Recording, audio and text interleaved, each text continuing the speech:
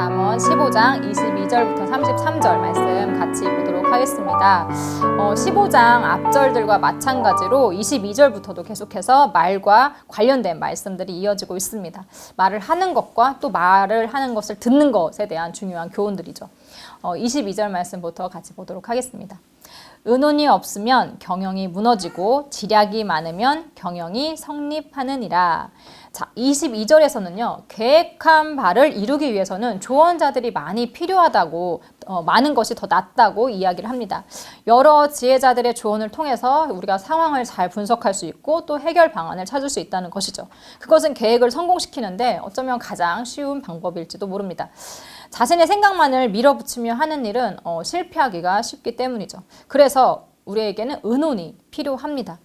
가정에서도 그렇고 우리가 사업을 하는 데서도 그렇고 같이 의논할 때 더 좋은 방향을 결정할 수 있습니다. 우리가 의논할 때 필요한 것이 무엇일까요? 의논할 때에는 먼저 상대방의 말을 잘 들을 수 있는 것, 잘 듣는 것이 필요하고 또 내 주장을 설득력 있게 잘 이렇게 말하는 것, 즉 말하는 것과 듣기, 이 두 가지가 굉장히 중요합니다. 또한 상대방의 말을 수용할 마음, 그리고 내 고집을 꺾을 줄 아는 용기 또한 필요합니다. 교만할수록 내 잘못을 인정하고 다른 사람의 옳은 의견을 받아들이기가 쉽지 않아요. 그렇지만 우리가 알아야 할 것은 지혜 있는 자는 이 듣기를 잘하는 자라는 것입니다. 설사 그것이 듣기 싫은 듣기 힘든 말이라 할지라도 경청할 줄 알아야 합니다. 23절 말씀 보도록 하겠습니다. 사람은 그 입의 대답으로 말미암아 기쁨을 얻나니 때에 맞는 말이 얼마나 아름다운고. 자, 우리는요 주고 받는 그런 말들 가운데 말들을 통해서 사람들이 기쁨을 얻죠. 속상한 일이 있을 때는 상대방의 말로 위로를 받기도 하고 또 풀기 어려운 문제가 있을 때는 이렇게 대화를 통해서 깨달음을 얻기도 합니다. 하나님께서 사람에게 입을 주신 이유가 분명히 있는 것이죠. 하나님과의 관계에서뿐만 아니라 이 사람들 간의 관계에 있어서도 이 말이라는 것은 굉장히 큰 영향력을 가집니다. 단 그 말들이 진정 아름다운 것으로 남기 위해서는 때에 맞는 적절한 말이 필요하다는 것이죠. 그것이 바로 지혜입니다. 시기적절한 말은 사람들에게 유익을 가져다 줍니다. 그리고 시기적절한 말은 지혜에서 나오는 것이죠. 24절 말씀 보도록 하겠습니다. 지혜로운 자는 위로 향한 생명길로 말미암음으로 그 아래에 있는 스올을 떠나게 되느니라. 자, 이 말씀을 보면 이 생명길은 위로 향해 있고 그리고 죽음의 길, 스올은 반대인 아래에 있음을 우리가 알 수 있죠. 지혜로운 사람은 생명길로 나아가기 때문에 그 반대편에 있는 스올로부터 자연스럽게 벗어난다는 것입니다. 우리가 하나님께 더욱 가까이 갈수록 죄와는 멀어지는 것처럼 말이죠. 거룩한 분을 바라면서 나아가는 만큼 자연스럽게 악으로부터 멀어지게 됩니다. 위를 바라보는 삶, 그리고 아래를 바라보는 삶, 이것은 또 천국을 바라는 삶과 세상을 바라는 삶으로 우리가 생각을 해볼 수 있죠. 우리의 마음이 어디에 있느냐에 따라서 우리는 천국을 바라면서 지혜의 길을 택할 수도 있고 아니면 세상을 바라면서 어리석은 길을 택할 수도 있습니다. 25절 말씀, 여호와는 교만한 자의 집을 허시며 과부의 지게를 정하시느니라. 자, 하나님께서는요 교만한 자의 집을 허무신다고 했습니다. 여기서 집이란 것은 사람의 안전 기반을 말하죠. 교만한 사람은 자신이 이룬 것들이 자기를 지켜줄 수 있을 거라고 믿지만 하나님께서는 그것을 허무실 수 있습니다. 세상을 바라며 이 땅에 자신의 것을 이루기 위해서 악행을 저지른 자들의 끝은 이렇게 허무함 뿐입니다. 하지만 과부의 경계선은 지켜주신다고 했습니다. 여기서 과부는 의지할 것 하나 없는 사람을 의미합니다. 과부는 외부의 침입도 막아낼 수 없을 정도로 굉장히 약한 존재입니다. 하지만 다행스럽게도 하나님은 약자의 목소리를 들으십니다. 과부의 지게를 정하신다는 것은 그들의 소유가 침해당하지 않도록 하나님께서 지켜주신다는 것이죠.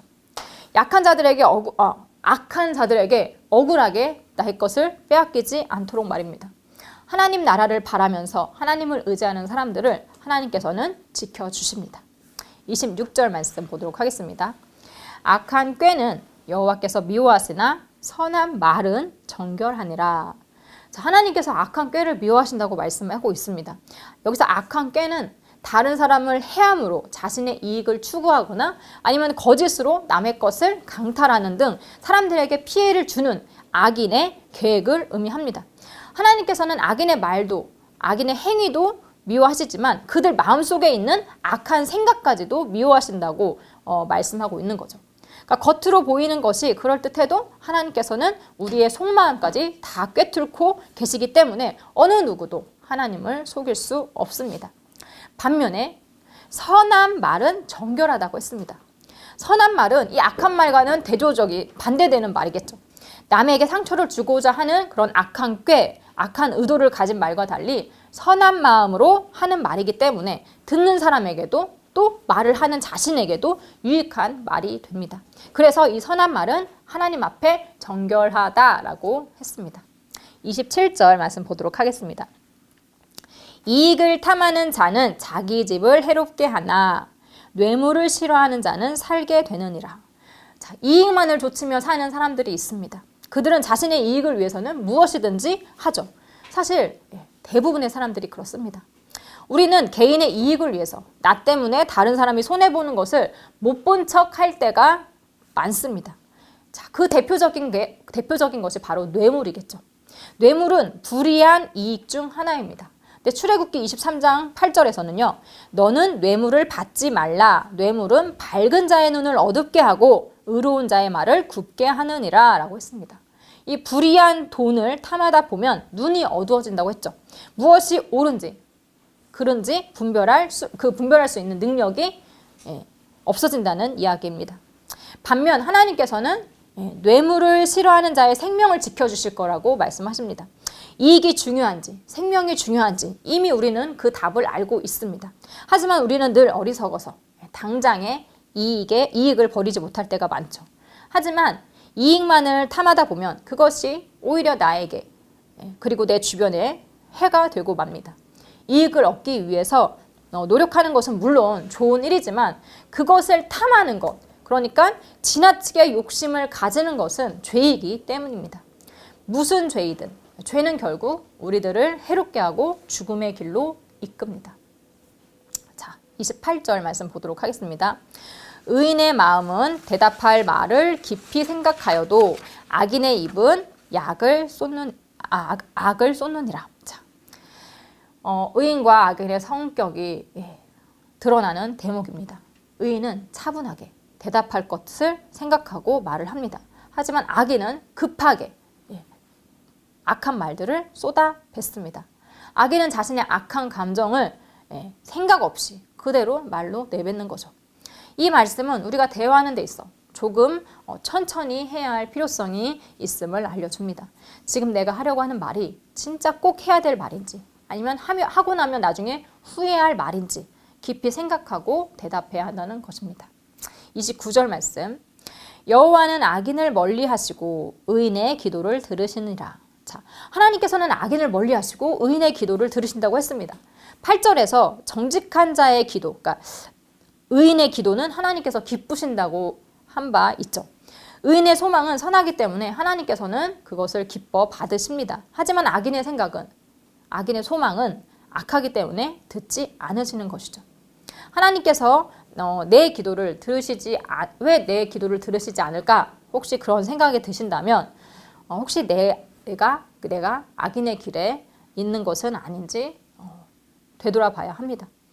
26절에서 말씀드렸다시피 하나님께서는 우리의 생각을 전부 다 알고 계시기 때문입니다. 여러분은 하나님과 긴밀하게 소통하고 계신가요? 아니면 멀리 떨어져 계신가요? 너무 멀리 가지 않기를 바랍니다. 30절 말씀. 눈이 밝은 것은 마음을 기쁘게 하고 좋은 기별은 뼈를 윤택하게 하느니라. 자, 여기서 눈이 밝다는 것은 사리분별이 가능한 지혜를 가진 자의 특징이라 할 수 있죠. 즉 지혜를 가진 사람은 기쁨을 얻는다는 것입니다. 또는 이것을 마음속 기쁨이 빛나는 눈으로 드러나고 있다고 이해할 수도 있죠. 어쨌든 지혜는 우리의 마음에 기쁨을 줍니다. 또한 좋은 기별은 뼈를 윤택하게 한다고 했습니다. 좋은 기별, 즉 좋은 소식이죠. 이 좋은 소식은 육신의 건강에 이로움을 준다는 것이죠. 여기서 좋은 기별은 지혜자의 말로 우리가 이해를 할 수 있습니다. 31절 말씀. 생명의 경계를 듣는 귀는 지혜로운 자 가운데에 있느니라. 근데 그 지혜의 말이 꼭 듣기 좋은 말은 아닐 수가 있습니다. 그것은 생명의 경계이기 때문입니다. 이 31절은 생명의 책망을 듣는 귀는 지혜로운 자들 가운데 거한다고 했습니다. 즉 지혜로운 자는 12절에 나타난 견책받기를 싫어하는 거만한 자와는 달리 책망 듣기를 거부하지 않고 귀담아 듣는 사람입니다. 그들은 책망의 말이 생명의 길로 인도함을 알기 때문에 그 말을 듣기 싫은 말이라 할지라도 잘 받아들이죠. 32절 말씀 보도록 하겠습니다. 훈계받기를 싫어하는 자는 자기의 영혼을 경히 여김이라. 견책을 달게 받는 자는 지식을 얻느니라. 자, 31절 말씀과 연결해서 이해를 하면 됩니다. 훈계받기를 싫어하는 사람은 자기의 영혼, 자기의 생명을 가볍게 여기는 것이라고 했습니다. 즉 훈계는 영혼, 즉 생명과 관련이 있음을 의미합니다. 훈련을 받아들이지 않는다는 것은 죽음의 길로 향하는 것과 같습니다. 그러나 견책을 달게 받는 사람은 지식, 즉 지혜를 얻을 것입니다. 마지막 33절 보도록 하겠습니다. 여호와를 경외하는 것은 지혜의 훈계라. 겸손은 존귀의 길잡이니라. 자, 지금까지 지혜의 훈계를 달게 받으라는 말씀이 이어왔죠.